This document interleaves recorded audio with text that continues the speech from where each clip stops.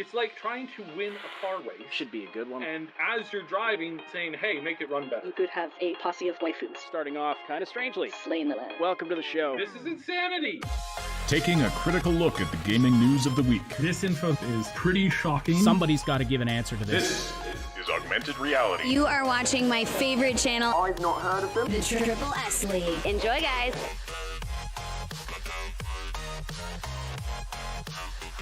All right, everybody. I take full responsibility for what happened in the feedback room on the Discord server.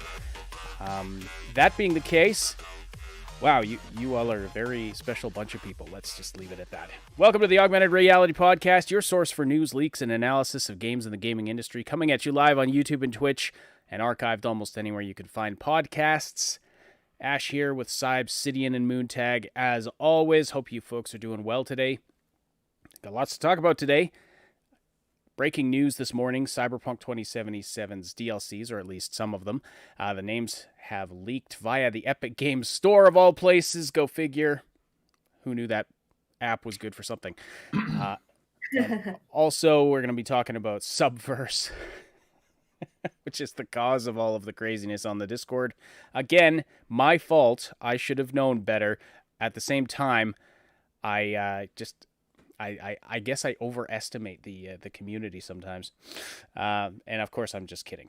We have the best Discord community on the internet, and you should definitely check it out if you haven't yet. Find the link in the description below, and you can join up and talk to a lot of great people about all the things we love to talk about. Cyb, Moon, how you doing? Good. It was a very busy day of research. Yes. Research input, yes. Yeah, lots of things going on and stuff, and yeah. What was that sentence? Stuff and things, obviously. Stuffing things. Yeah. I mean stuff and things. Moon, you'd better do the like button thing before Cyb talks anymore. So if you want to hear more fun conversations like that, make sure you hit the like and subscribe button to tell the algorithm you appreciate our content. And if you want to keep the conversation going with more wonderful personalities on the Discord, come join our Discord. Yes. All right. So we will be talking about Subverse. We will also be talking a little bit about Outriders plans for cheaters. If you're planning to cheat in Outriders, you might want to rethink that. You might want to rethink that plan if you're planning on cheating and hacking in that game. They've got some pretty harsh penalties for you. They're not going to ban you from the game, but they'll just make it as unfun as possible. And some other, just browsing yesterday, I found some very weird gaming stories that we'll round out the show with. There's some, I just came across the most bizarre stuff yesterday. I don't know, including something called the Double Bongcloud. I want everybody to predict in the now no Googling it or any other search engine that is cheating. I want everyone to tell me what they think the Double Bongcloud is, and no, it's not anything dirty, but tell me what you think it is. What's that? It sounds like a song title of something I came across yesterday. There's literally a song that had like bong something in the title. I can't remember it because I was having too much fun giggling. Yes, so tell me what you think the Double Bongcloud is. I will reveal later. All right. I guarantee it's you're not. I really doubt anybody's going to get it unless they're into a very specific game. I'll just leave it at that. We are going to learn some new things about Ash, I see. I was dabbling in Bongcloud when I was about 12 years old, apparently. Now you're all really wondering. All right. So let's see. Okay. Well, I think they're just making a wild assumption. What's that? They're clearly just making a very basic assumption. Who is? About what? About the double. Oh yeah. All right. So let's talk about the Cyberpunk leak that just happened. Cyberpunk 2077 DLC. The names have leaked via the Epic Games Store, or some of them. Like, we don't have full information about all of this, but I'm going to bring up on the screen the information that we have here. So this is fresh news as of this morning. A total of 10 DLC titles have been discovered via the Epic Games Store, the Cyberpunk 2077 page there, and credit. Because they're crap at their job. I mean, Epic being Epic. Yeah, exactly. No, I don't want that. What I want is, so this comes to us via Prickly Assassin on the R Cyberpunk game subreddit. And basically, here's the situation so far. So a total of 10 DLC, a total of 10 free DLCs have been identified, 9 of which we have names for. So there were also 3 paid DLCs that were added. So basically what happens is this Redditor has been keeping an eye on this situation for a month or two now. And basically back in February, the total server capacity allotted to Cyberpunk 2077 on the Epic Store was expanded from 100 gigabytes to 500 gigabytes. And that's something that usually indicates that new updates and content are coming. And so this individual has been keeping an eye on this situation. There were 18 DLCs listed back in February. They didn't release the information then. Some of them were removed. And so it's gone down to 10 free DLCs, 9 of which we have names for. And then 3 paid DLCs were added, but we don't have titles for any of those. So that's the situation right now. So it's looking like there will be at least 3 paid DLCs. We don't know what they are yet, but we do have titles for some of the free DLCs, and you see them on your screen right now if you're watching on YouTube or Twitch. So the free DLCs are Ripperdocs expansion, Body Shops expansion. Is that going to be vehicles, you think? It sounds like vehicles. I mean, in the Cyberpunk, that could be your actual body being the Cyberpunk. Yeah, but... no, Body Shop seems to, like, I don't know. It could be both. Certainly is on the table. I wouldn't put it past them to have either one, but in both categories, and especially the way that they phrase it, body shops. Mm-hmm. Maybe that's plural. Maybe you'll be able to customize the way you look far more than you already do. And, yeah. Very possibly. Yeah, because, I mean, they had said that vehicle customization is not coming. So that it just seems like Body Shops and Ripperdocs would be the same thing if it refers to your actual body. But I guess we'll have to... No, those are two different things. Ash, get with the lore. Oh my goodness, get with the lore. Oh. All right. There are 3 types of doctors with 3 completely different fields of study that alter your physical appearance. Okay. In the game lore. And yeah. We also have the Fashion Forward expansion, Gangs of Night City, Body of Chrome. Interesting. Rides of the Dark Future, The Relic, Neck Deep, and Night City expansion. Now, a couple of these that jump out at me, one being The Relic. That's the name of the chip that's in your head, which contains Johnny Silverhand, who, constantly commentates on everything you do past the prologue of the game. And then, of course, you're slowly dying, and you get that static and migraine every now and then. Rides of the Dark Future.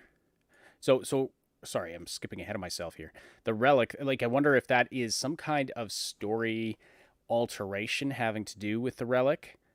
I wonder what that could be. I don't know. Do you guys have any thoughts? No. Well, I mean, let me know if anything comes to mind. We've got Rides of the Dark Future. Sounds like that has something to do with vehicles, maybe expanded vehicles. I'm curious what the Fashion Forward expansion is, because I really wanted to dress up my character, and I really wanted to dress him up in cool stuff, but all the cool stuff I found was all so low level, so everybody's like, what is this crap? Who are you? Don't touch me. Why are you talking to me? Yes. So I'm just sitting here hoping and praying that eventually we'll get a third-person official support thing. But I know that's highly unlikely to happen, because if they did, that basically admit that they were wrong and not adding it to begin with. But yeah. Right. Well, there. I mean, yeah. I seriously doubt that's coming. Gangs of Night City, that could be. I wonder if that'll bring gang. Not necessarily the ability to join factions, but maybe maybe an actual reputation system or expanded quests for the gangs, that kind of thing. Sorry, what did you say, Moon? Yeah, no, I totally agree with that, because I was just like, I wanted to do more of the reputation thing. Like, we've covered it before, but yeah, like, it's just, whatever you do in the city, it should affect the people living in the city. It should. Yeah, it absolutely should. Like, if you're like the star of the story, or like, at least the one who's facilitating the progression of the story, you'd think. Mm-hmm. Yeah, we went into this game expecting to be able to change the scope of the city a little bit based on our actions, and that just didn't materialize at all. Yeah, there's been so much that has been missed out in the realm of like options and like content and direction and a lot of tech too. Like, we were supposed to have constant companions, we were supposed to have all this other stuff. And so much of it got scaled back, I think partially because they rebooted the game like probably 3 to 4 times, which is just like, yeah. It's a curse that's been happening. We can take all of the worst games that have released in the last few years and chalk it all up to essentially what boils down to them having these concepts of like, hey, we're gonna change this game to match this other new thing that's come out that we think would be better, would be more popular. We're really late in development, sir. I really recommend against doing this. We're really gonna have to crunch to get. Oh yeah, it's fine. And then a year later, coming in and say, oh yeah, we lined up this major star, so we're gonna change most of the game to like follow them and that storyline because we got this major star. And again, it's like, oh, sir, we really don't have the. Oh no! I don't care. I don't want to hear it. We're gonna do this. It's gonna be great. It's gonna be, and everybody's just like, oh, we don't have time. Every game in the last little bit has suffered a similarly, like bad game, has suffered a similar fate, where it's like, oh, let's focus on this. Oh, let's focus on that. It's like the team leads can't. It's like they can't focus on something for more than a year. And that's been really, really disappointing from a lot of different games over the past few years. Some of them, they're at least sticking with like what the new direction is. And this is why, again, I really come back to the way that Baldur's Gate is developing. And I got to say that this is probably, honestly, in my opinion, at this point, this is a better way of doing it. It really is, because you get the game out early, and then people test. Humankind got delayed. It's no longer coming out in April. I am so sad. It's now moved to the other A month, which is August. I'm so disappointed. But what they learned from a bunch of their like internal open, their like closed alpha testing that they did with a lot of people. I took part of one. There was another one that just happened recently that I'd missed out on because I wasn't paying attention. And in each case, they basically said, look, it needs more polish, it needs more features, it needs more things that really make the game click, and it really needs this stuff. And so they got that feedback, and they went back and they said, okay, it's going to take us a couple more months, but we're going to do it that way. Being open, I think, is the better way of doing things now, because unlike even like 10 years ago, the vast majority of gamers are more keyed into how games are made and what they want, and are more knowledgeable about the process and are more knowledgeable about games in general than we have had in ever in the history of gaming. So now that everybody is so far more aware of what's going on, they're far more likely to say, hey, no, we want to do this, we want to do that, we want the ability to do this, we want the ability to do that. and this is like something that's totally alien to a lot of developers, because they're like, what, how, why, and so I think by allowing your community to be involved and to be part of the process, there's a lot of people. I look at look at some of these forums, and it's like some of the lead people, leading, primary discussions on stuff are community members or streamers or people like that, and those are the people who are really helping to formulate the community around stuff.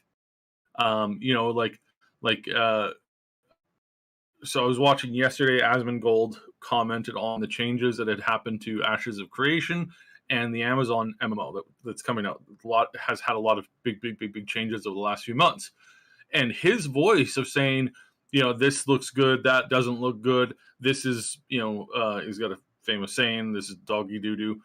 He says it the more crass way. That features like that, this stuff like that. We know that the developers are listening to this because he had the lead, the head guy, the CEO, funder, and the head developer for Ashes of Creation on his stream join him via telephone, just because he wanted to talk about the game. And it's people like this who are pointing out stuff in the community, and then the community is taking that and is like getting behind stuff. And that's what's leading to better game development. And I think CDPR was in this really bad place where it's like, if you're going to make a game right now, I honestly believe if you're making a game, you need to either follow Bethesda route or Larian Studio route. I think those are the two options. And I don't think you can do anything in between. I really don't think you can do anything in between. Either you, A, do not talk about the game at all, period, thus giving absolutely zero, leaving absolutely zero speculation and room for anticipation and people to come up with preconceived notions, or you make the game where it's basically just not, what's the word? Where the community doesn't even know that you're working on it, let alone knowing exactly what the game is about. Right. In any way, shape, or form. So that's the one option. Then the other option is the Larian route of... where you involve the community in every step of the way. You give them an early access game that you work on with select members. You even bring in select members of the community where they talk about things. You keep an eye on the mod page, finding out what is working where and what is popular, what is the most successful. But actual early access, not just taking an unfinished game and slapping an early access label on it. Like the meme I saw the other day, somebody posted on the Discord. This developer comes in with a box labeled unfinished game, and it's like, we're out of time and we're out of money and this game's not finished. What do we do? We're ruined. And the exec looks at it and he just slaps the early access label on it, and suddenly it's raining money in the room. Mm-hmm. And they're laughing like maniacs. So yeah, real, actual early access that involves the community and the development can be a really good thing. Larian's doing it quite well. Mm-hmm. Otherwise, I agree. Just shut up about your game until you're almost ready to release it. When you're just in the very final bug squashing phase, and basically the game is ready to come out as is. You're just killing those last bugs you can before launch, that kind of thing. All right.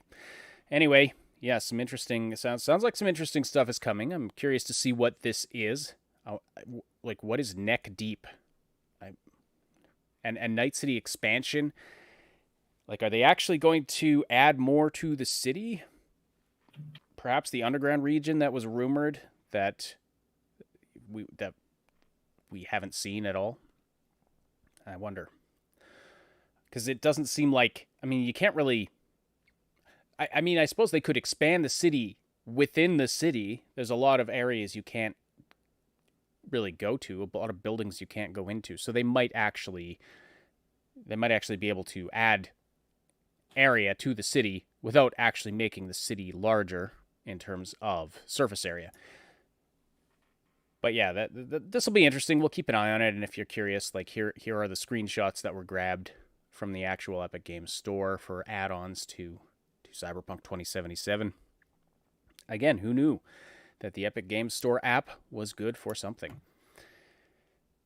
So that's about all there is to say about that for now. So let's move on to talking about, I guess, let's talk about Outriders first before we get into Subverse. So we'll talk about Subverse in just a sec. And we're not going to go... I mean, I don't know how deep you guys want to go into Subverse. No pun intended. Well, no pun intended there. Part of it is how deep we were able to get, and we'll talk about that. Well, yeah, too. It's only been out. So Cyber and Moon are planning a more in-depth review.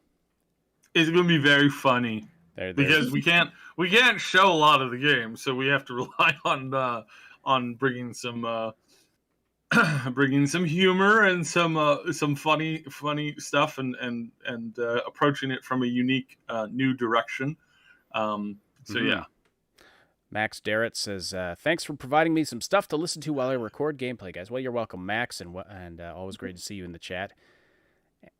And there was another comment I was going to read. Oh yeah, Ali Mafuz says, "Map expansion is the Pacifica that was unfinished in the base game." Maybe. We'll have to. There's again. Hang on, I'm gonna get this off the screen because that's not what we're talking about. There are even some of these DLC titles, like Gangs of Night City, are the titles of reveal videos that we got from CDPR before, pre-launch via Night City Wires, that kind of a thing. Mm-hmm. Kind of. Well, it suggests that maybe some of this was content cut from the base game. Let's put it that way. Don't know that for sure, but that could very well be. All right. So let's quickly talk about Outriders. If you're planning to cheat in Outriders, you might want to rethink that. This was just rather interesting. Their policy on cheating, their plans to tackle it, because, of course, cheating and hacking in an online game is, of course, very frustrating for people who just want to legitimately play the game. It's always a real pain when you've got people, wall clipping and doing all kinds of things using hacks to get it to basically ruin your experience. So they've already identified 200 players out of the 2 million who had clearly cheated, including one person who apparently gave themselves 600 legendary weapons. Jesus. Oh, brilliant, because that's not going to raise any red flags at all. That's not suspicious. Now, it's 0.01% of the players. Mm-hmm. I don't know what a typical cheater rate is, but basically, they're going to be keeping an eye on this. They have obviously some tools in place to identify people who have used cheats. And the repercussions are going to be, they will not be allowed to matchmake with legitimate players. Yay! The punishments, by the way, will be for your entire account, not just the character you're using. Matchmaking will likely take significantly longer. I really like Mm-hmm. they did something similar with Fall Guys. Well, it's rumored that there's a hacker's world, a hidden hacker's world in Fall Guys, where all of the hackers and cheaters get put all together in this one place, and they can only play against one another. That sounds like the thing they have in GTA Online, and I fully agree with this. If you want people who want to play like shitheads or poopy heads, get them to play without poopy heads. It's just all play with each other. Fine, yeah, like if that's how you want to play. If you guys want to use that kind of rules of the game, we will play with our other set of parameters, right? Mm-hmm. But if you want to, if you're hacking and you want to release those videos showing just how epically awesome you are at the game, well, your HUD's going to have a discrete but visible watermark placed on it, specifically so that gameplay footage created will be identified as coming from a hacker account. Mm-hmm. So have fun with that. Now, I think they should put they just should put the big ass word hacker right in the middle of the screen in red. Mm-hmm. But whatever, you know, if it's too discreet, people will be able to cover it up. That's the only issue. So they, like, if you want it so that all gameplay footage is marked, you should put the word you know, even at like 20% transparency or like 80% or 90% transparency, just put it across the whole screen so the person can still play, but you're not going to be able to scrub that from your video very easily. That's my opinion on it. Anyway, don't cheat in Outriders. That's the bottom line here. What counts as cheating? If you run the game without easy anti-cheat, I mean, there's obviously some negative feelings toward these anti-cheat programs, but sadly they are necessary for that. It could be argued that there are better ways to do this, to algorithmically identify cheaters or prevent cheating without necessarily having an invasive program on your PC. I'm no expert on that, but I know that there is a debate to be had there. Modifying game files to enhance a character is considered cheating, obviously. Externally modifying game time to reduce time-dependent features, using a trainer program, using gameplay altering programs such as aimbots or wall hacks. Performance tweaking software is not considered a cheat. And farming is not considered cheating. This is funny. Even though the amount of battering that captain underwent could be considered unethical. Rip that captain. So, there you go. That's a summary of what's going on with Outriders and their anti-cheating plans. All right. Let's get into Subverse.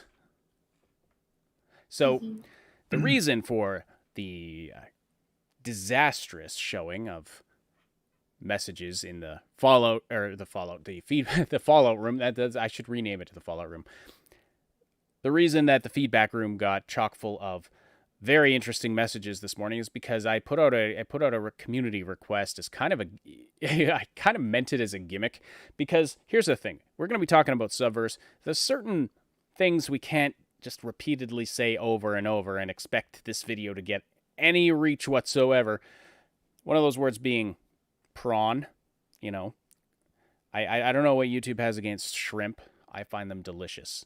But the delicious shrimps. Subverse, well, a smorgasbord of seafood is often, you know, I mean, unless you're a special channel, because YouTube got busted for deliberately supporting and helping channels that do feature this kind of content, even giving some of them ads, which is a little weird.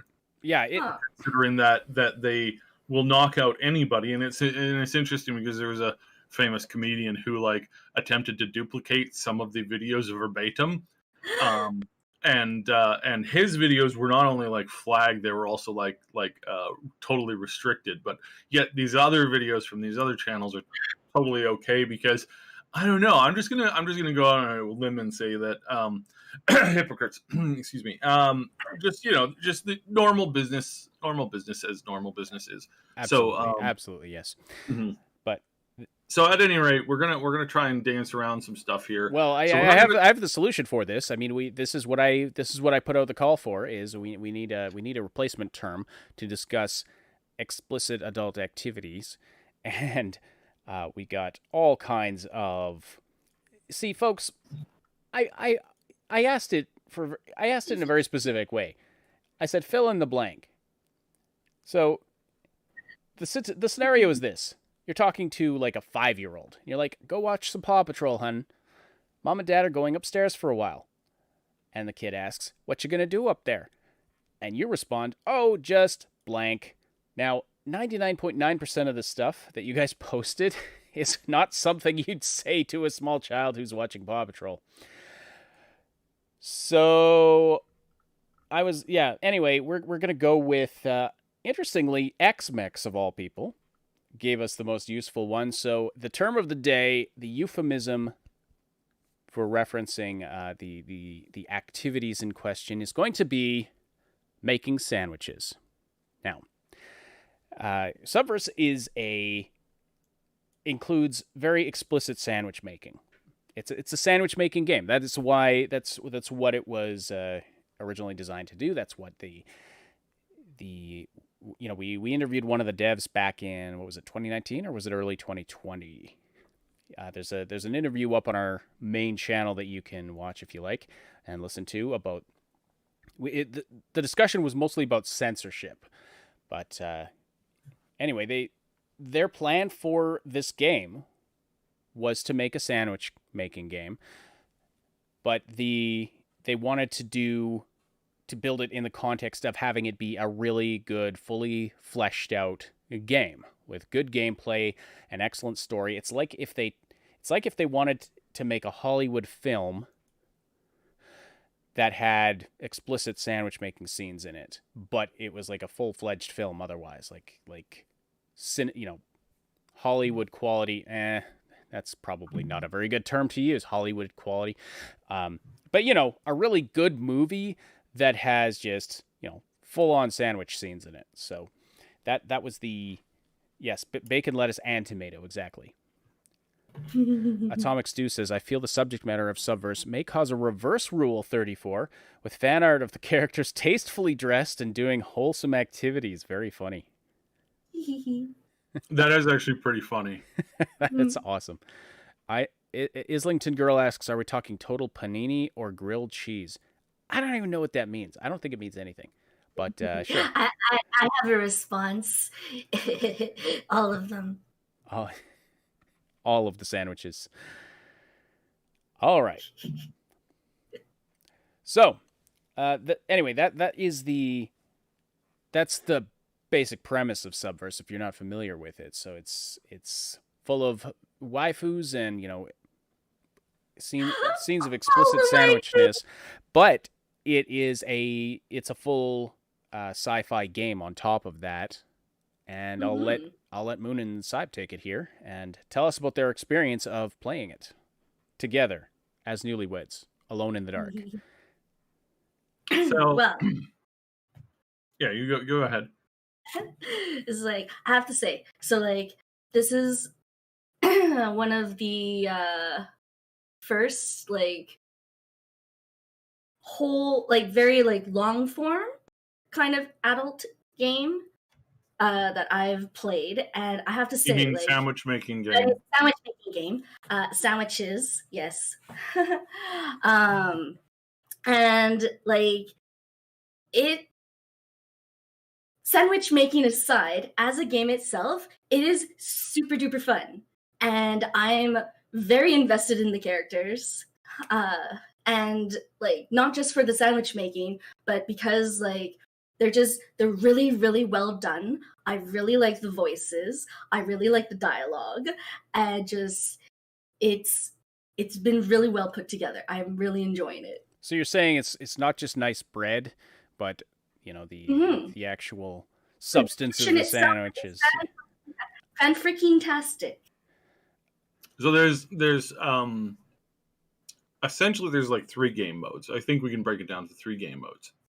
There's one piece of bread, which is the asteroids type space shooter, or bullet hell, whatever you want to call it. They actually have multiple modes for this. They've got both the top down 3-dimensional go anywhere kind of thing, but then they also have a side scrolling event where you do a side scrolling event or two as well.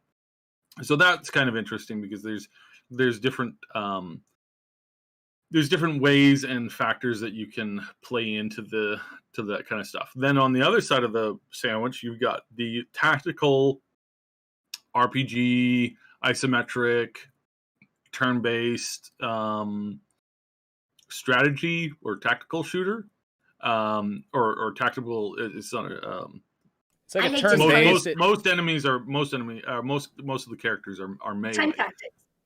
So it's you're maneuvering them around the field. It's on a fairly simple chessboard. We haven't seen any advanced areas, but this is the kind of like the basic, and where we can go from here, I know we'll see.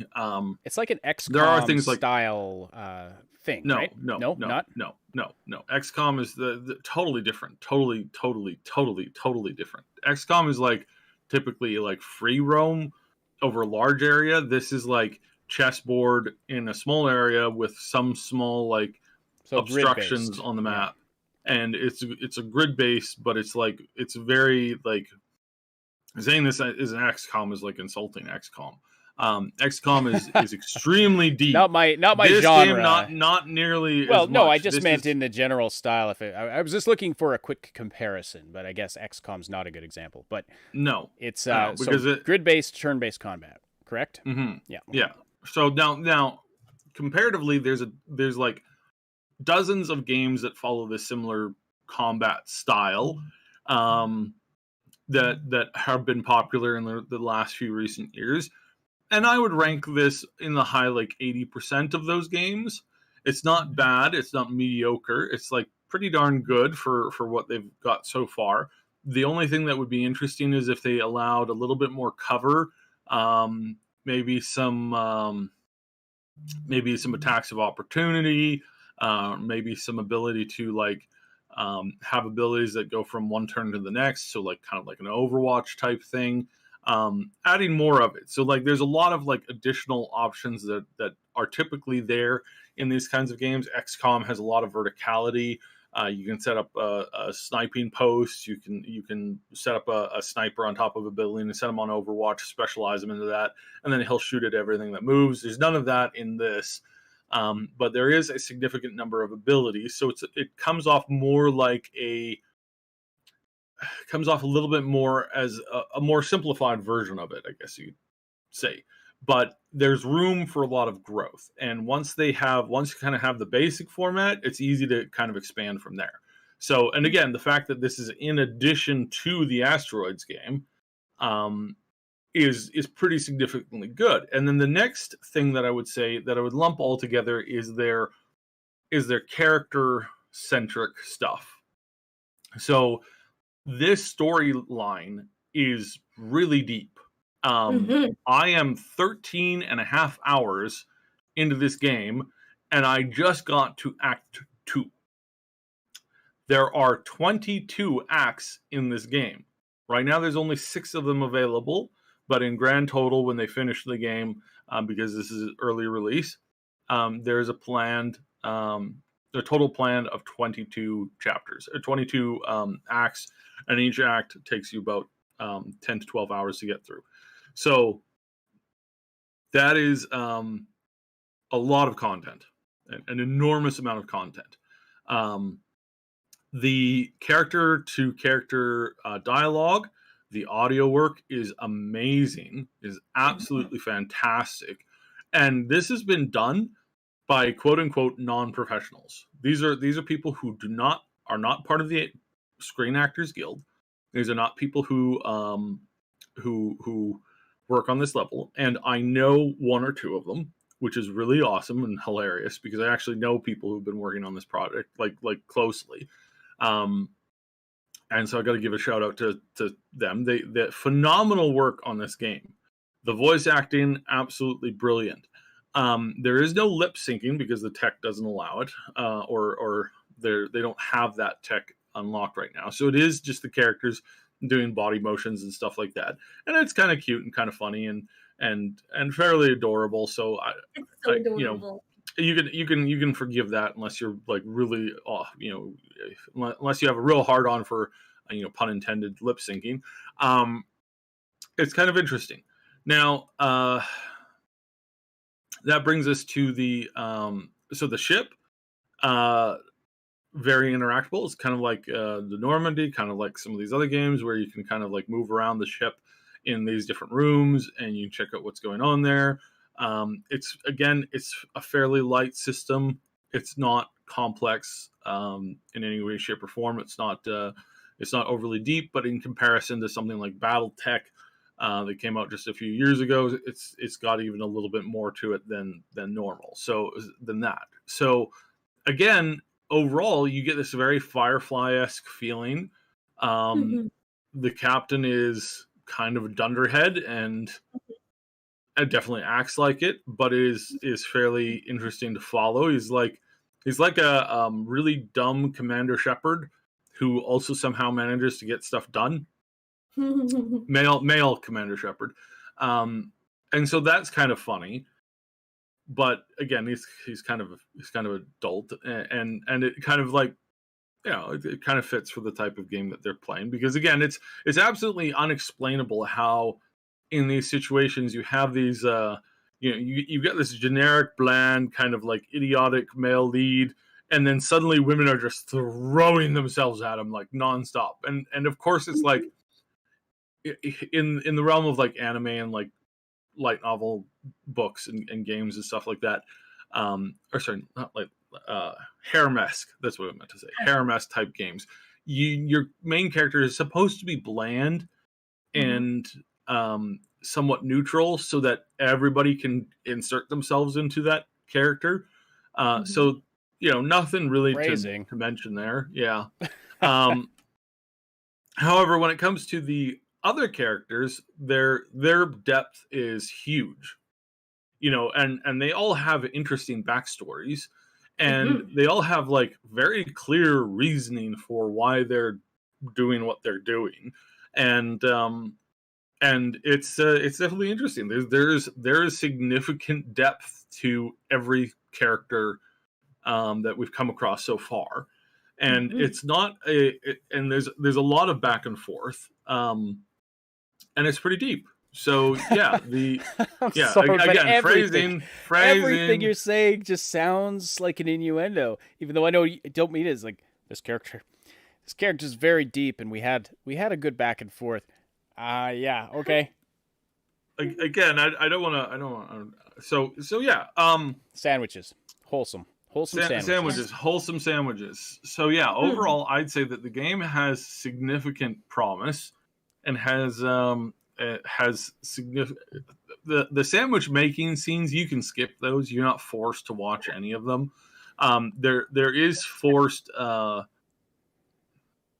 very clearly you will encounter some risque clothing or lack thereof. It was funny. One of the best lines in the game. Let me see if I can pull this up here. One of the best lines in the game is where Demi is introducing you to the locker room. She goes, "Moon, do you want to say this, or do you have it pulled up?" I don't have it pulled up, but I have the other one pulled up. So Demi says, "This is the locker room. Should you wish to purchase any sexy yet incredibly impractical new outfits for your commanders, this is the place to do it." I thought that was really, really funny because it's like emphasizing incredibly impractical outfits, which makes total sense because of the type of game that it is. So it's really, I mean, it's going to be full of in-jokes and making, not being terribly serious on it. So. I would say, Moon, do you want to add anything or do the clip that you got pulled up? So there's this other one, this character that I really, really, really like. She says something like, "This is like a dream come true.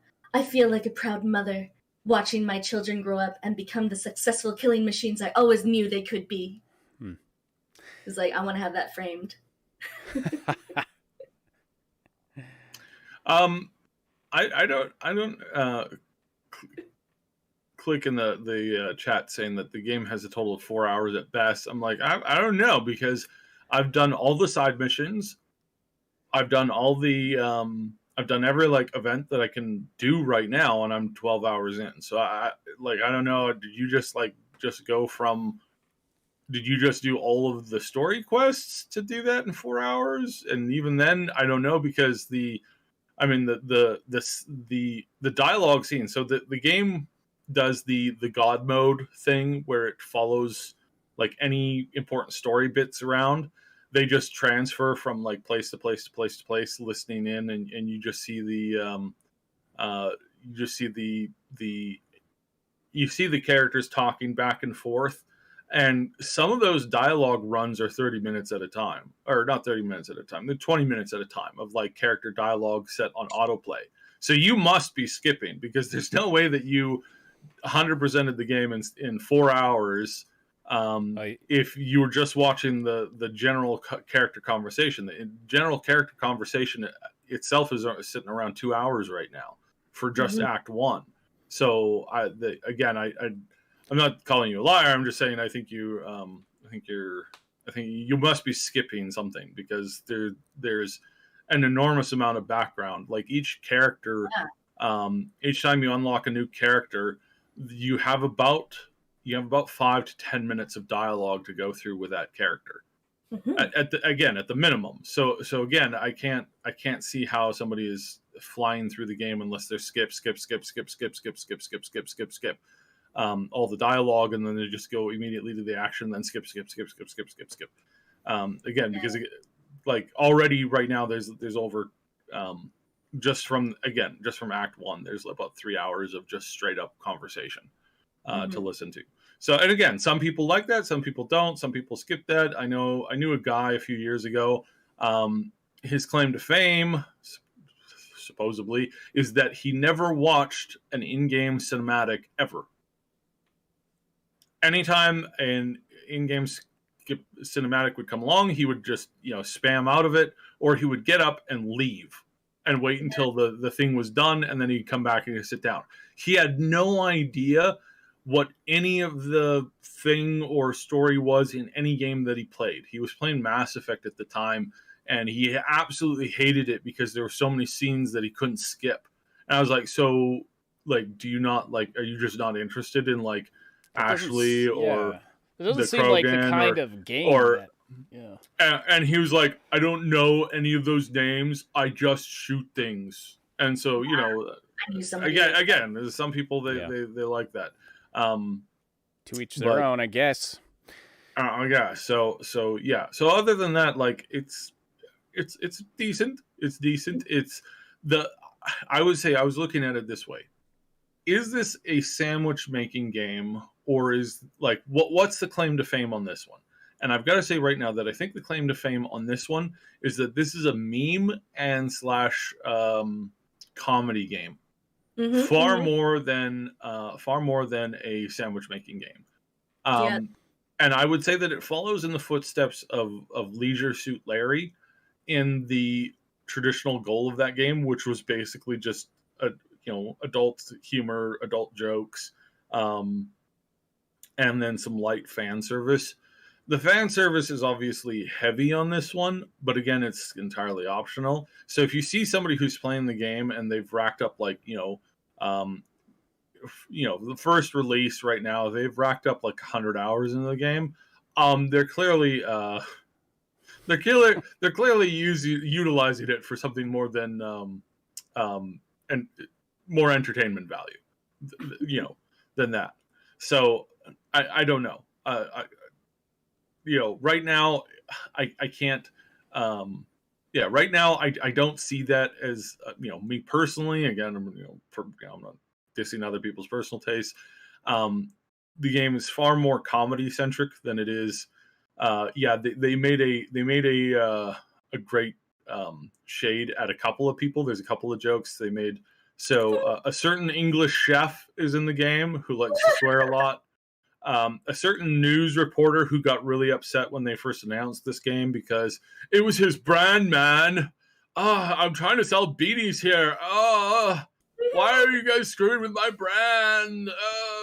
That kind of funny, even though he's kind of let that go recently. So it's kind of like the meme doesn't live up to anything anymore. A little bit out of date, but yeah, still kind of funny. Yeah, well, it's out of date, but it's also like he completely removed his desire for it, and he's actually dumped the brand entirely now. And he gave it to his brother, and he's like, "Yeah, I'm just not interested in this." He some workers that he has working for him with that particular brand. Yeah, well, we don't get need some to go stuff into... and Yeah. yeah. So it's just kind of pointless to make fun of them for that now. But the other one that they made fun of was was a certain Randy Pitchford, which let me see if I can pull up here. Randy Pitchford.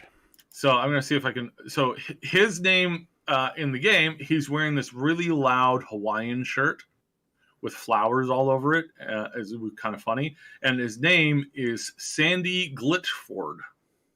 Mm-hmm. And he's very upset that how dare people dislike his Soulless Colonial Troopers game. Also, he has to warn us that they've received reports that Rule 34 of this game is now a thing, and do not attempt to search for it, or you will be legally prosecuted in any way possible. So just clearly making fun of that whole situation with Sandy Glitchford, which was also hilarious.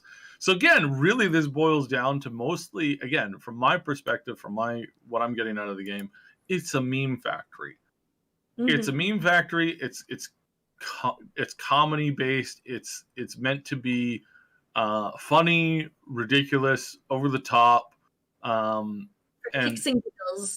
Yeah, and they've got some really other funny stuff in there. You can find a floating red sports car with a spacesuit, a guy in a spacesuit. Well, not a guy, a skeleton in a spacesuit, and it's like the infamous cosmic event known as the Jump brought with it large quantities of space debris from their home system of the Solars, deposited carelessly into the pristine lawn of the Progenium. One of the more particular pieces of debris was this red vehicle. It is not yet known what possessed the Solars to launch this primitive vehicle, and it clearly intended for traveling to and from the nearest supermarket into space, as there was conflicting hypothesis as to its origins. Some say the vehicle was an elaborate marketing stunt. Others say it was an important scientific milestone in humanity's expansion into space. Some legends even claim that it once was owned by a madman who hated pronouns hated pronouns. Period. I'm reading it on a really small card right now. And then what of its mysterious passenger? Was it a madman's wife, a brave astronaut, or simply Bob from accounting? More mysteries abound. And it's so funny because so good. Because I said this to begin with. I think I said this in the podcast when he launched it. It's basically like, I want to know what's in the trunk of the car and who's actually in that spacesuit. Is it just a doll, or is it not a doll? Maybe a certain eccentric billionaire found a way to launch, literally launched a body into space, and that we will never, nobody will figure out for years and years and years to come. It's so funny. And I'm really curious to see if he put anything else in the vehicle. I want to know what's in the glove box. I really want to know what's in the suit. I really, really, really want to know what's in the trunk. And if there is anything in there, or if this is all just, clearly cosmetic humor, right? So yeah, I gotta say overall, again, mostly memes and comedy. I found myself laughing good 80% through the game. Yeah. So, and the thing that makes me smile the most with this is that this is a small indie game studio, first game they've ever made, that is throwing shade at these big companies, and is also probably they're going to make a ton of money off of this in the future. And I think that that's important, because the more companies that, the more of the big giant companies, the more multi-billion-dollar corps that take a pie to the face, the better for everybody. I think that is, because I'm just at this point, I am sick of the disgusting attitude that that these people have towards us, and they have towards their communities in some respects.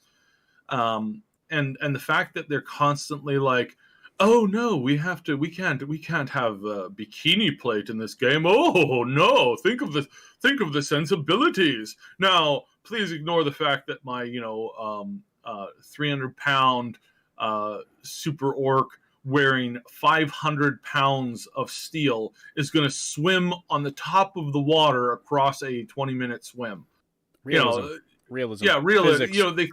They claim realism in one hand, and then they turn around and they mock you for anything that's considered slightly. I still don't understand this. Somebody's like, it's like, oh, bikini plate's not allowed in my game. I hate it. It's garbage.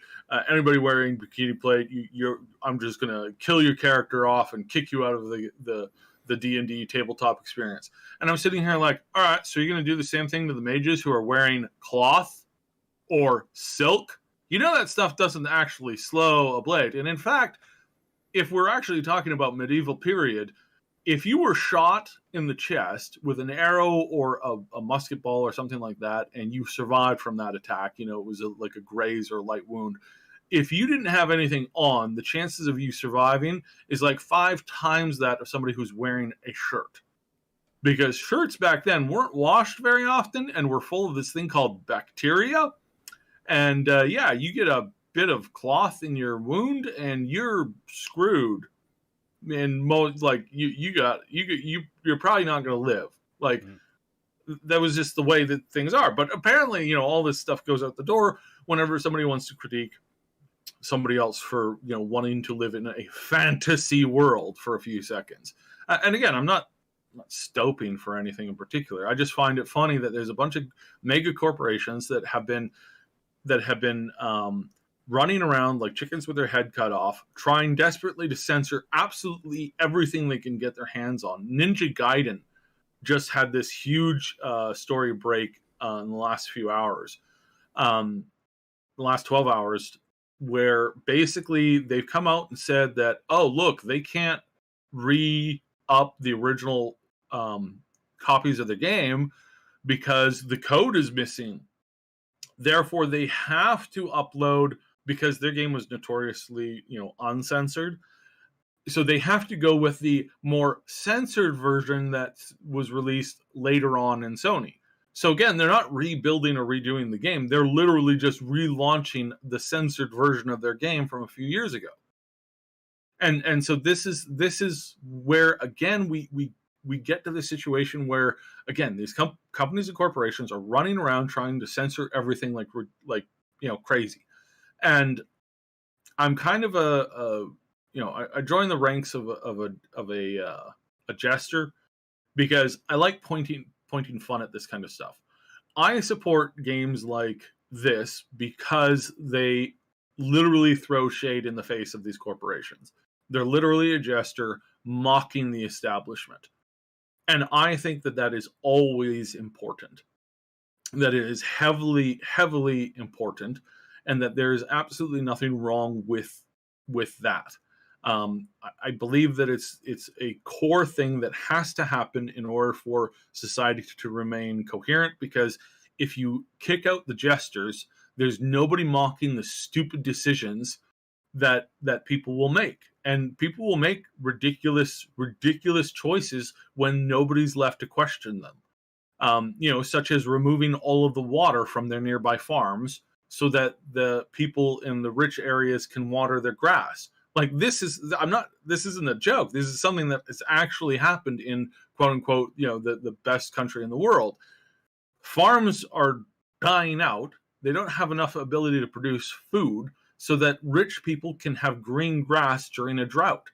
Like, the insanity of the situation is like, it's like you realize that all it takes is like just a stoppage of all like transportation, and you all starve to death because your local farms can't produce anything because you wanted the water for your dang lawns, which I don't get me started on lawns. I hate the concept of watering lawns and even mowing lawns. I find the concept ridiculously pointless, stupid, and arrogantly self-serving.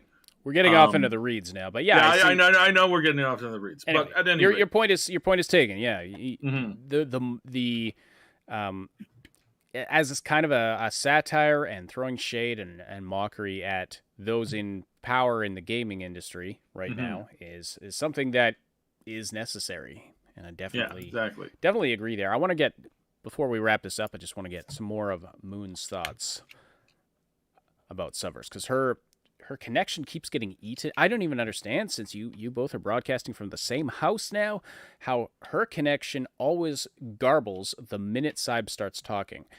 It's bizarre to me. But anyway, Moon, some more of your final thoughts on Subverse before we move on here.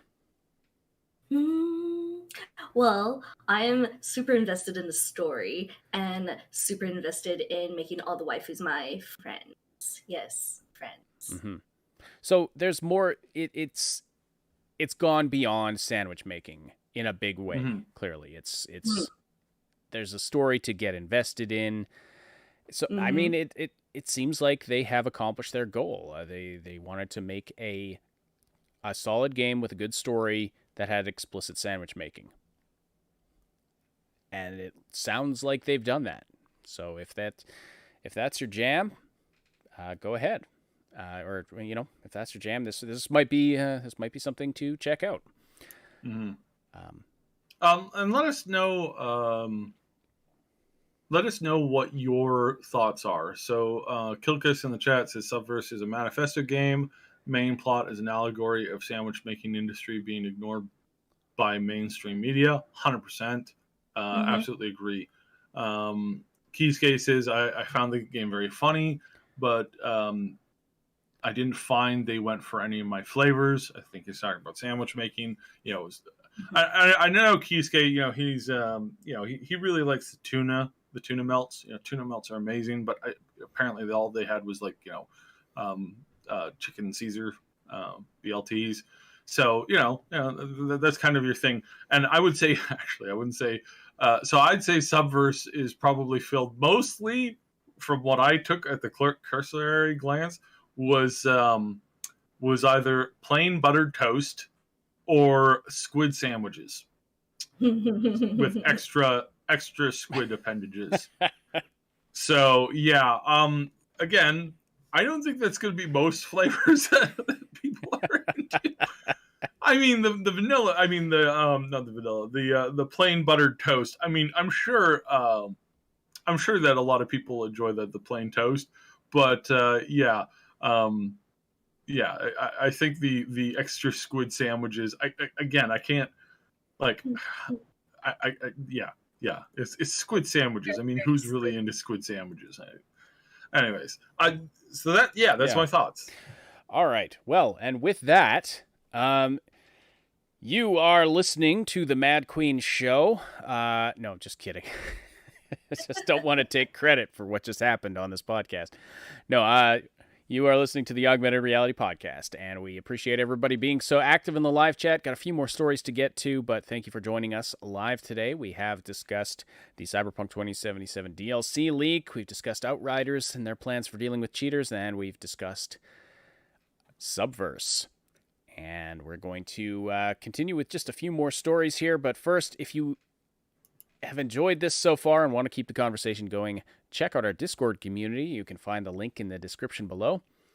It's a place where you can chat with us and other Triple S fans about all the things we love to talk about. Stay up to date about everything we're doing here at the Triple S League. Find the link in the description below, and be sure to say hi to us in the welcome channel. Also, check out the merch link. If you like the This Is My Low-Level Alt shirt that my wonderful avatar is wearing on the screen right now, you can get that for real at our merch store, along with some other things. Unfortunately, I've misplaced my graphic. I can't pull it up on the screen right now. But some great stuff there. Some original artwork created by Moontag for some of our merch. Check that out. And also be sure to check out the main channel for game reviews, comedy, and all kinds of other gaming content. All right. So a few things that I wanted to get. Oh yeah, we were going to talk about Astria Ascending. So yes, All right. So yesterday, Xbox had a big showcase where they demoed a ton of indie games that are going to be coming to the Xbox Game Pass. They have this program in place where they will actually work with indie developers to bring their, these small studios to help bring their games onto Xbox. They've been doing this for a while. I think it's a really good program that they're doing. One of these games, actually, I'm not sure if this was part of that or not, but it was part of the showcase yesterday. Astria Ascending is a JRPG that is actually, it is retooled from a previous RPG that was released. It was a mobile RPG that was released in 2015 called Zodiac or Canon Odyssey. And it was one of the writers. It had some Final Fantasy alum on its development team, so that was part of the appeal of it. It didn't do very well, but it's apparently been remade with a new story, completely reworked into this game called Astria Ascending, which is going to be coming to Switch, PlayStation, and Xbox. And Saib, found it very interesting that this game was being promoted by Xbox, because this is typically Sony fare. This is typically more of a PlayStation market game. And it's not just that. If I were to show you a bunch of pictures from this game, you would immediately assume that this is Final Fantasy in some iteration. Yes. And you would assume that by listening to the music, you'd say, "Oh, is this Nier Automata or Final Fantasy?" If you were to play it, you'd go, "Wow, this really was reminiscent of the really good, like, cream of the crop JRPGs from the from the 1990s and 2000 and aught years." And that you were really impressed with it. And this is a game that, it is coming to all platforms pretty much. But this was heavily previewed and demoed by Xbox. And they have a very good working relationship right now with Xbox.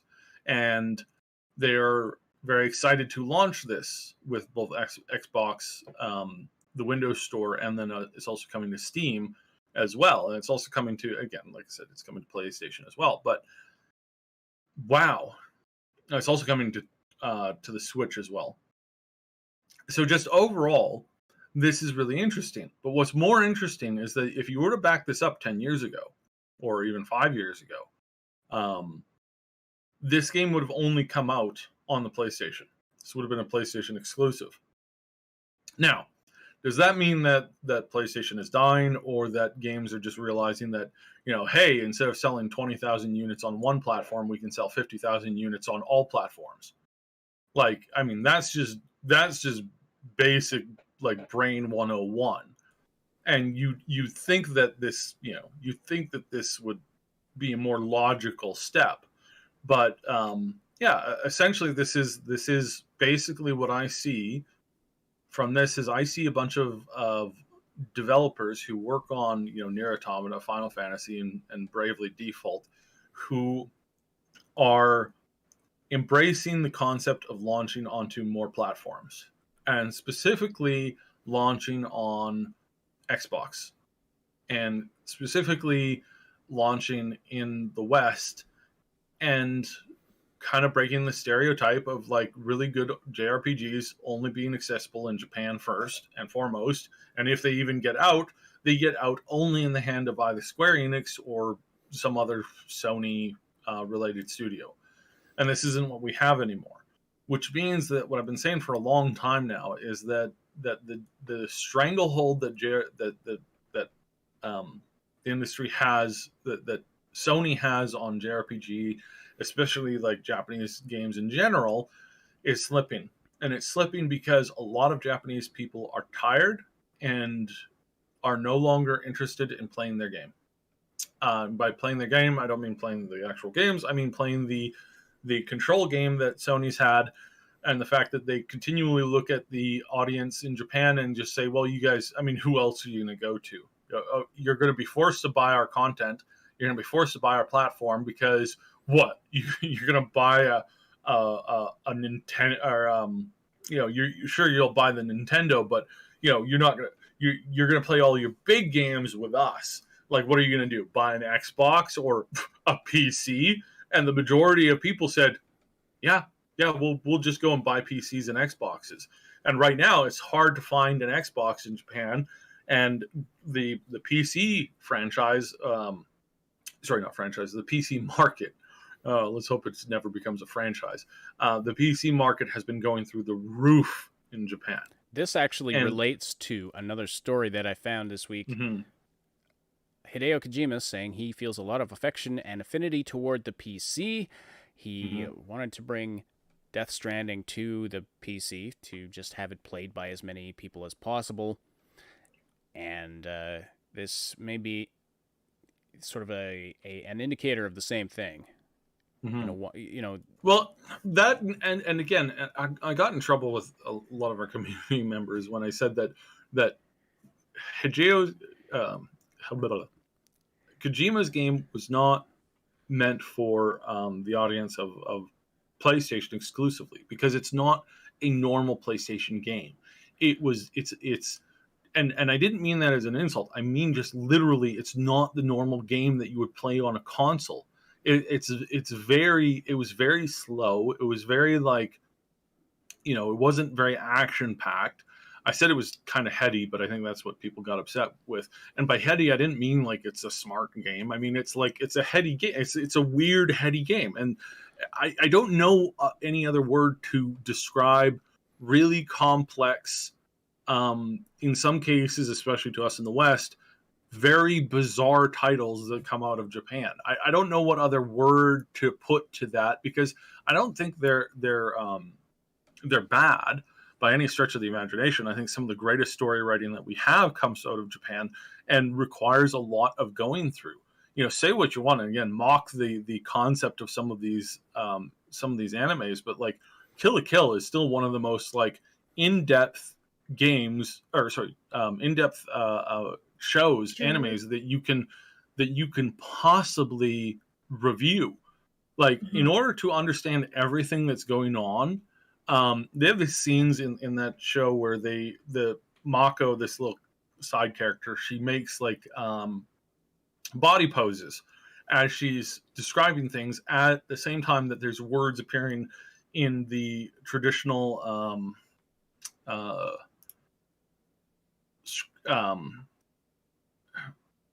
like word? Is it? Yeah. Well, there's like there's a particular name for it. I believe it's katakana.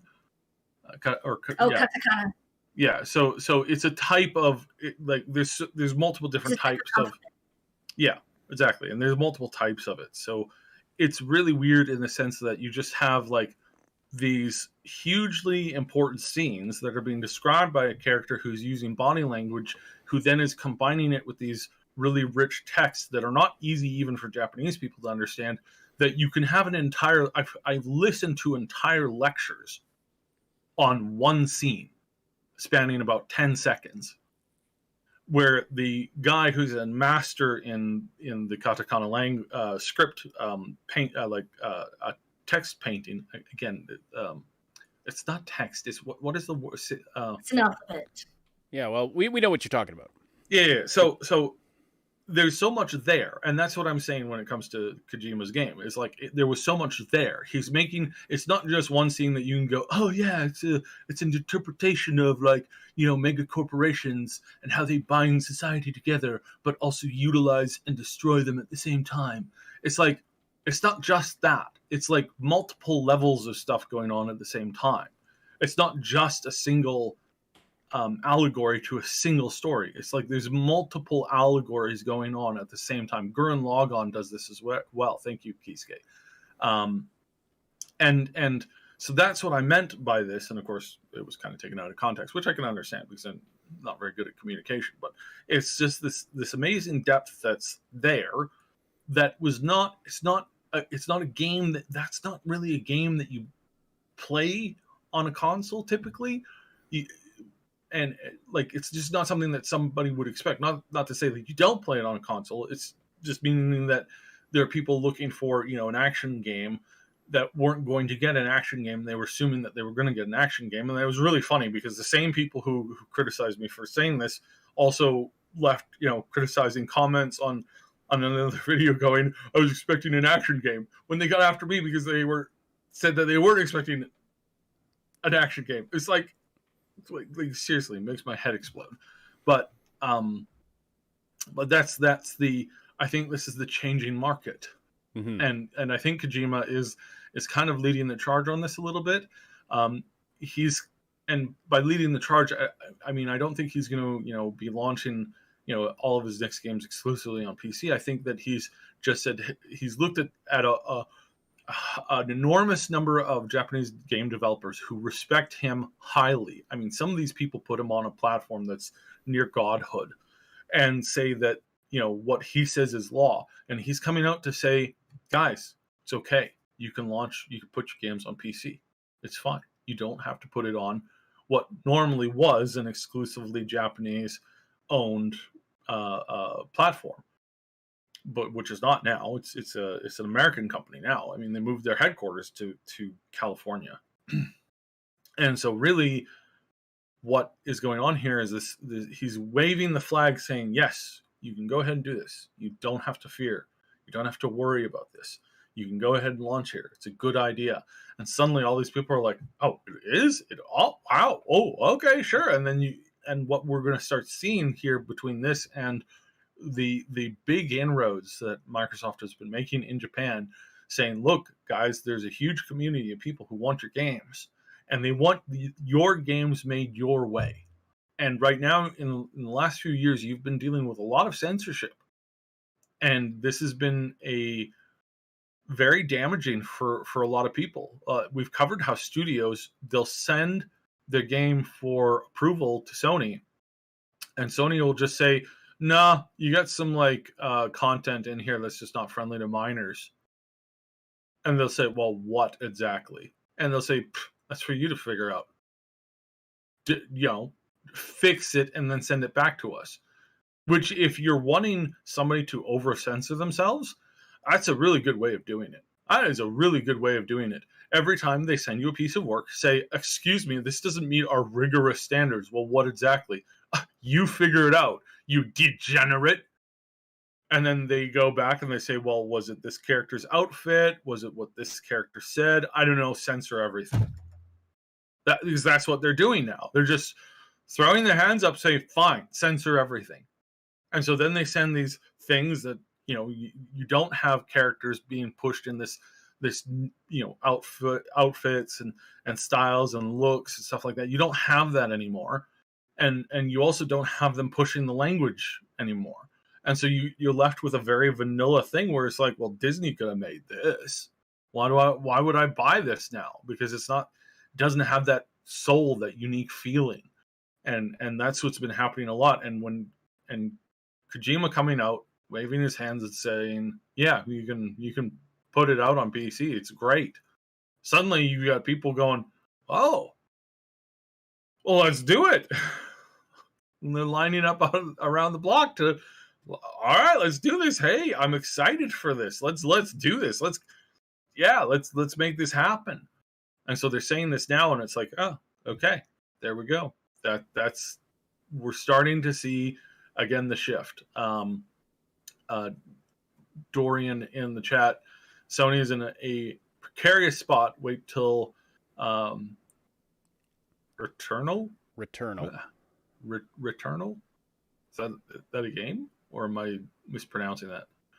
Anyways, he says, wait until that drops and ultimately underwhelms, causes roguelikes don't fare well on consoles. Yeah. I see. He corrected it. Returnal. Yes, I can read multiple lines at once. But yes, 100%. And then Ren in the chat also says that it's a generational shift. A lot of fighting game developers are doing well with Microsoft, like Capcom. And it's like, yeah, and it's about time too, right? And it's about time that some of these companies moved on and embraced something new, because what they've what they've had over the last few years has been slowly being taken away from them one step at a time. You know, and yeah, and I think, and again, it's like anytime you're throwing shade or you're laughing in the face of a mega corporation. I know that's kind of weird because I'm stumping for like, you know, these developers going over to Microsoft. But what I mean by Microsoft is like not Xbox exclusively. I mean Xbox and PC in general. And you know, if they can make their thing for Linux, I'm happy with that too. But really, just more broad, you know, releasing to multiple platforms. That's what we're in favor of, for sure. Because again, this stuff is important for these people because, you know, and eventually, I'm sure this will end up swapping around. It's kind of funny. I was thinking about censorship and how important things were in the past, and thinking about the history of Europe and how, you know, freedom of the just general freedoms, you know, evolved there over time. It's like in certain parts of the past, like during one part of the past, the most important thing was for society to continue on. I feel was the Gutenberg press, and then in another moment in time, it was giant murals being drawn by artists on the side of castles, mocking the powers of that be at the time, and they were mocking them to their face, and it made them so very angry, but just made them even more like obvious that of you know what they were trying to attempt to do. It's like stuff like this in the past is very, very important, and so you can never underestimate a moment of divergence in culture. So absolutely, as soon as we can't criticize those in power, we're in big trouble. Yeah. Mm-hmm. Speaking of, this is kind of related. Retro FPS Ion Fury is getting an expansion this summer. Yes, please. This game was amazing. It's really it's a retro style FPS like Doom or Wolfenstein 3D or anything like that would have released in the 90s. I covered it. I did a review of it. I'm excited that there's an expansion coming, but I'm highlighting it also because this is a game that certain people, oh, there you see a video now on the screen.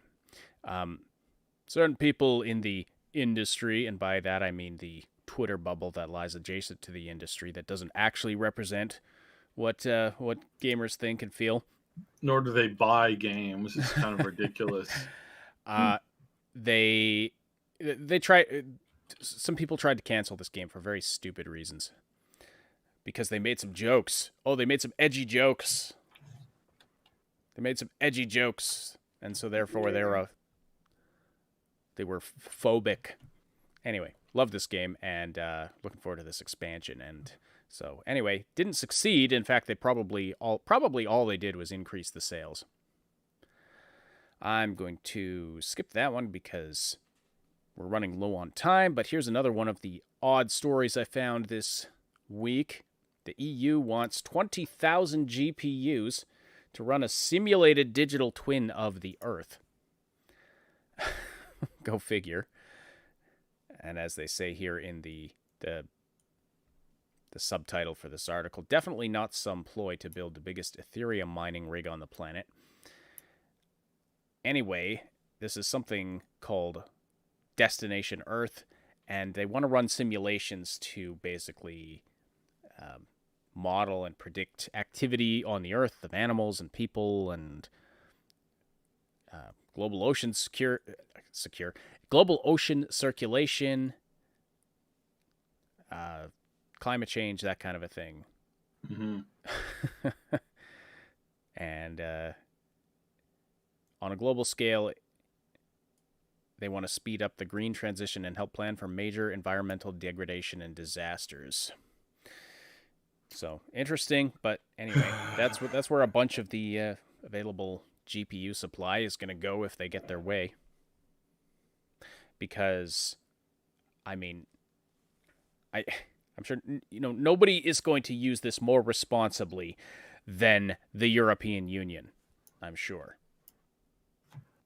Yeah, forecasting is a very dangerous thing to do, and the more forecasting you're attempting to do, the bigger amount of forecasting you're attempting to do, the more off base your numbers get. I think this is a terrible, terrible idea.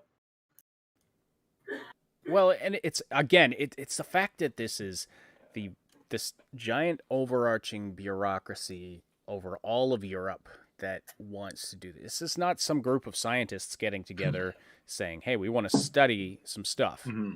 This is people with a political agenda that want to do this.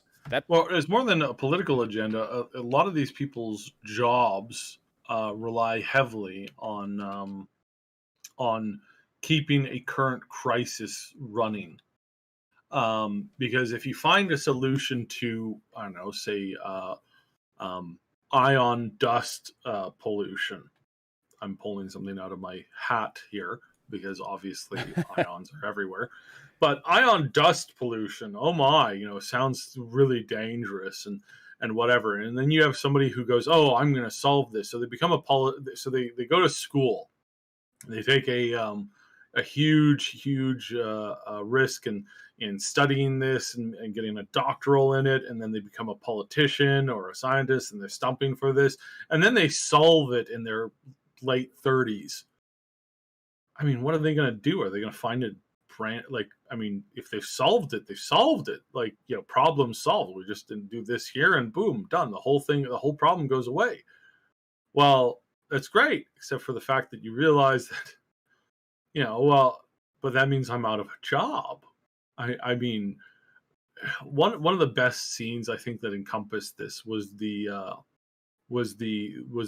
final fall of the Kai on Star Trek Deep Space Nine. It's like she gets this point where she realizes that she's made a tremendous error, and she has a friend who's like, you have to give everything up and you have to go and then you'll be forgiven.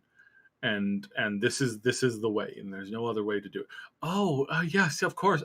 But that means I'll be out of power. I won't be relied on. I won't be loved by the people anymore. Why, I'm sure they're just making a mistake. I mean, I'm making a mistake. I can't possibly do this. My leadership is important.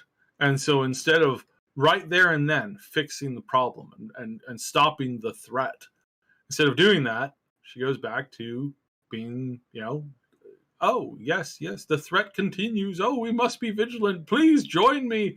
Everybody, love me because I'm the only one who can guide you out. There's no desire to change that.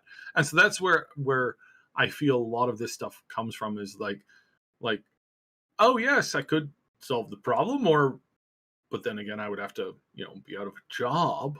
And, yeah, that sucks. Yes. So sure, certainly, again, this will be used responsibly and only to solve problems and not create them, of course. Mm-hmm. Yes, indeed. Of course. Well, time to paint some murals, people. Time to paint some murals. Mm-hmm. Metaphorically speaking, in case anyone from YouTube is listening, we're not advocating graffiti. Nope, not at all. Literally not, but we do need to be able to criticize these things and ask questions and be like, what the hell are you doing over there? What are you actually doing with 20,000 GPUs running a simulated digital Earth? You're absolutely not creating a virtual home for yourselves because there's an asteroid that's going to wipe out all life except your little bunker, right? Yeah, that's not, no way that could be happening. All right, so as I teased at the beginning of the show today, we're going to be talking about something called the Double Bongcloud, and there were a few guesses. Nobody really got anywhere close, and I wasn't expecting anybody to, because this is not going to be what you're expecting at all. I'm going to put the we'll start with the single Bongcloud. The single Bongcloud is going to be appearing on your screen right now. Believe it or not, the Bongcloud is the name of a chess opening.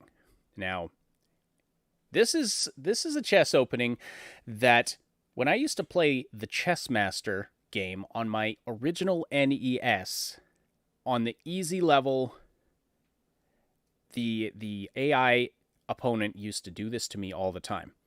Now I think it was mocking me. I used to think it was just being really dumb because it was the easy level. I think it was actually mocking me. This is the Bongcloud opening. You have your typical, you move the king's pawn up, and then the black responds with moving their king's pawn. And then white moves their king into the open space where the pawn was. This is literally the worst chess opening you can make. It's called the Bongcloud because you have to be high as frack to even attempt this. There's rumors that Bobby Fischer, the former super, chess amazing grandmaster world champion guy, one of the greatest chess players that's ever lived. There's rumors that he used to, back when online chess was first becoming a thing in the 90s, there's rumors that he used to go and, just play against random people, and that he would start with this opening and then go on to just win games because he was just amazing at it. So this is the Bongcloud opening. But recently, 2 chess grandmasters playing in a tournament against each other did the Double Bongcloud.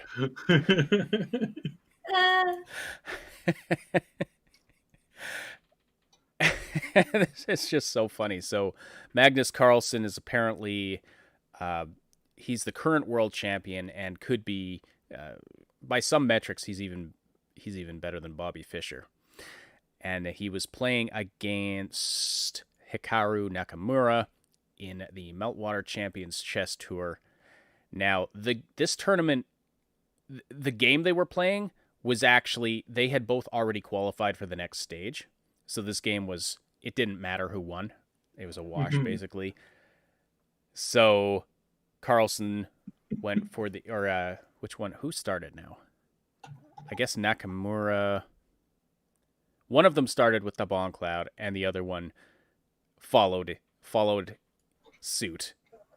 And they apparently both just broke down laughing because at the ridiculousness of it. They shuffled their kings around a bit and then just ended the game in a draw. Because what do you do at that point, really? So that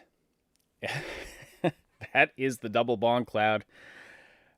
And anyway, hopefully, even if you're not kind of a chess nerd like me,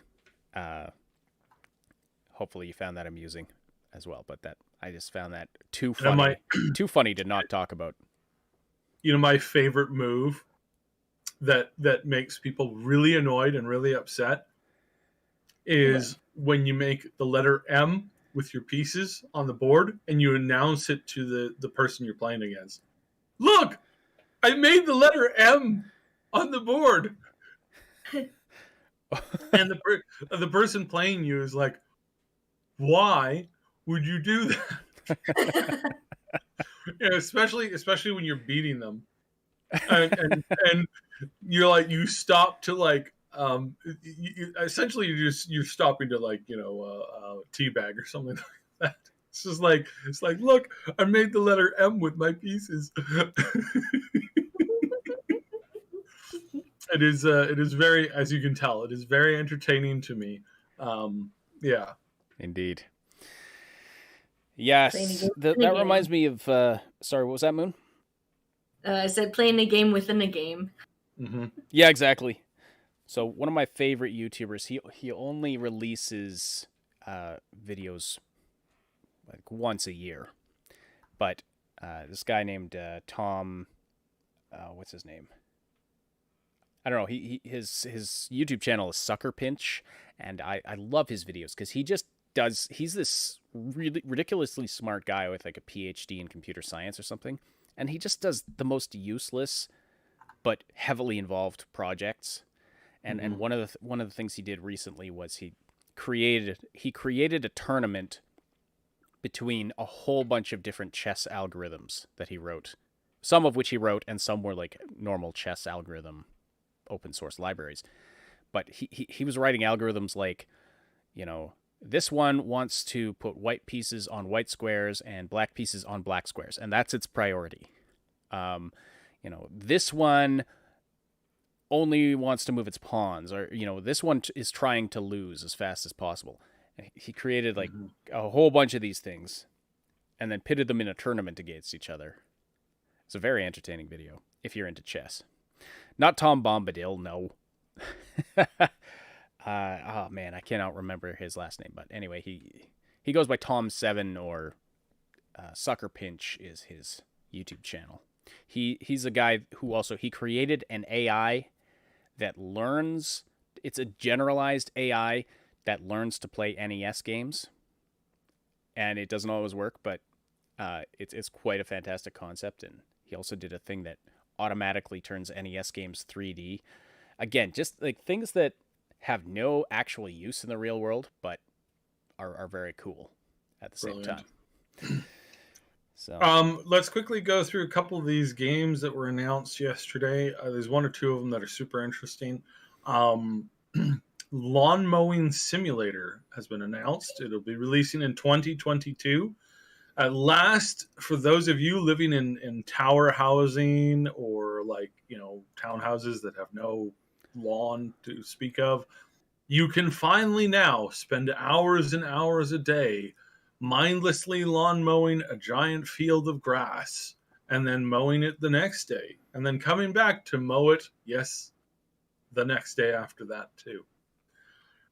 Go figure. I don't know. In I Kingdom Come Deliverance this week, I spent about 5 to 7 minutes weeding some guy's garden for him as a quest that was given to me. And as I was doing it, I was like, why am I doing this? And even more weirdly, why am I actually enjoying it? Mm-hmm. It's like a meditation kind of gameplay, I think. Kind of like gardening games, Mm-hmm. but like a really simplified one that's like super straightforward. So like you just like focus really narrowly on these steps or whatever. I don't know. As mentioned earlier, I am incredibly against mowing lawns. Just in general, I think goats to mow my lawn. Yeah, that would be great. Exactly. Like I don't understand why we don't have a just goats. I mean, A, it would solve world hunger. B, it would help to increase soil composition, and C, it would stop wasting an enormous amount of time. Anyways, yeah. So lawn mowing simulator, that's a thing. Lost Eidolons,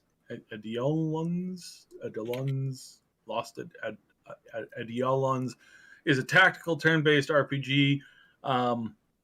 Looks really interesting, actually. Their reveal trailer came out yesterday, and looks interesting. Looks very interesting. Last Oasis also looks kind of interesting. Unique kind of take on things. Nobody Saves the World. Song of Iron, Chivalry 2, Demon Turf. Hello Neighbor 2 got another big showcase yesterday. And Moonglow Bay is another interesting one. It's a Canadian game about fishing. Okay. Yeah, about fishing. There's a lot. Actually, so yeah, speaking of fishing is actually there's a lot of people who enjoy fishing in virtual fishing video games, or fishing in video games. It's another one that's kind of interesting. Yeah. As far as mundane tasks that you actually enjoy when they're in virtual form somehow. I saw somebody drop a camera down an ice fishing hole to showcase how many fish were under the lake, and I was like stunned. They put the camera down, and every direction there was at least like 60 fish. Wow! They're just swimming around, minding their own business. It's like, wow, that is a lot of fish. So yeah, cool. All right. I guess that wraps up the show for today. I don't think there's anything else to get to. So yeah, lots of indie games released by or announced, promoted by Xbox, and many of them kind of bolstered by Xbox's indie game program that they have. That I'm really in favor of. Anything that helps really good indie games kind of get their feet under them, kind of get a platform to be released, showcased on, is fine by me. I think it's fantastic. So many great things coming out of the indie game space. So many great indie games that just don't get noticed because there's a lot of them out there. It's hard to get your game noticed, which is kind of unfortunate. But that also means that there's a lot of people out there making really interesting games, which is a very good thing. Anyways, thank you so much, everybody, for the great conversation in the live chat today. Thank you for supporting the show by listening live or after the fact. Don't forget to slam that like button if you haven't already. Slam it before you leave. And, of course, subscribe to the channel for more content. Subscribe to the main channel, the Triple S League, for lots of other content as well. And I want to extend a special thank you to our Patreon supporters and channel members who helped to make this content possible. You've seen their names appearing on the screen, at the top of the screen, in the marquee every few minutes during the scope of this podcast. We appreciate you folks a ton. And if you're listening after the fact on SoundCloud, iTunes, Spotify, or any of the other platforms this podcast goes to, we appreciate your interactions there as well. Don't forget you can join the live show on YouTube and interact with us and be a part of the discussion with other listeners. So see the Discord server for exact times and schedules. And we are out of here for now. This is a presentation of the Triple S League. My name is Ash. On behalf of Cyb and Moontag, thank you all so much for listening. We'll talk to you again very soon.